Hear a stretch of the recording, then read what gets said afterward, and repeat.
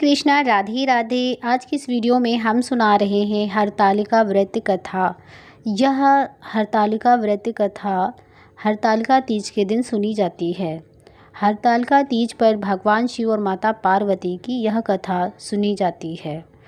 भगवान शिव ने ही माँ पार्वती को सुनाई थी। शिव भगवान ने इस कथा में माता पार्वती को अपने पिछले जन्म को याद दिलाया। भगवान शिव कहने लगे, हे गौरा, पिछले जन्म में तुमने मुझे पाने के लिए बहुत सी छोटी सी उम्र में कठोर तप और घोर तपस्या की थी। तुमने ना तो कुछ खाया और ना ही कुछ पिया, हवा और सूखे पत्ते चबाए।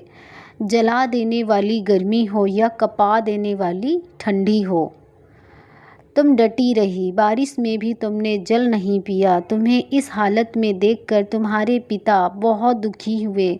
उनको दुखी देख कर नारद मुनि आए और कहा कि मैं भगवान विष्णु के भेजने पर यहाँ आया हूँ। वह आपकी कन्या की विवाह करना चाहते हैं।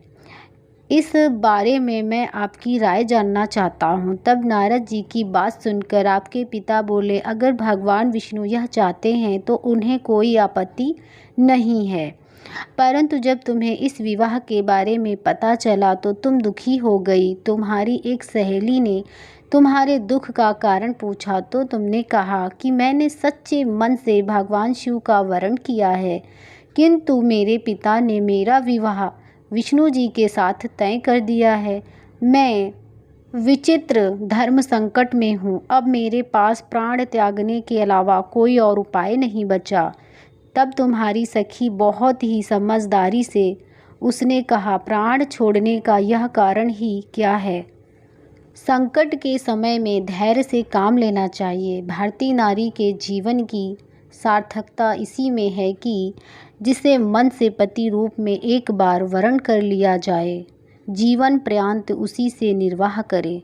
मैं तुम्हें घनघोर वन में ले चलती हूँ, जो साधना स्थल भी है और जहाँ तुम्हारे पिता तुम्हें खोज भी नहीं पाएंगे।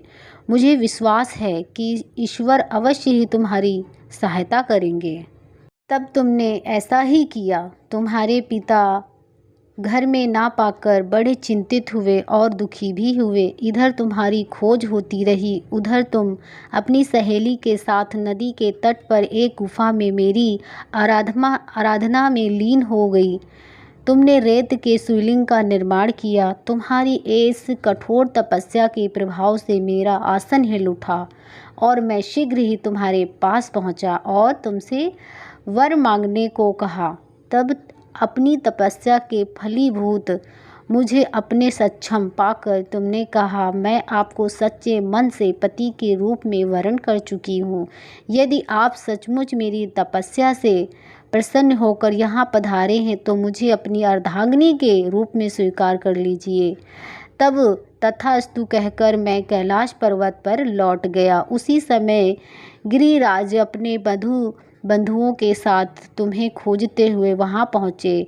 तुमने सारा वार्तालाप बताया और कहा कि मैं घर तभी जाऊंगी अगर आप महादेव से मेरा विवाह करेंगे।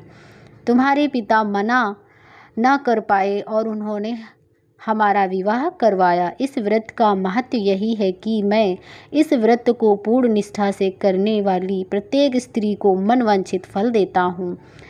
और इस पूरे प्रकरण में तुम्हारी सखी ने तुम्हारा हरण किया था, इसीलिए इस व्रत का नाम हरतालिका व्रत कहा गया।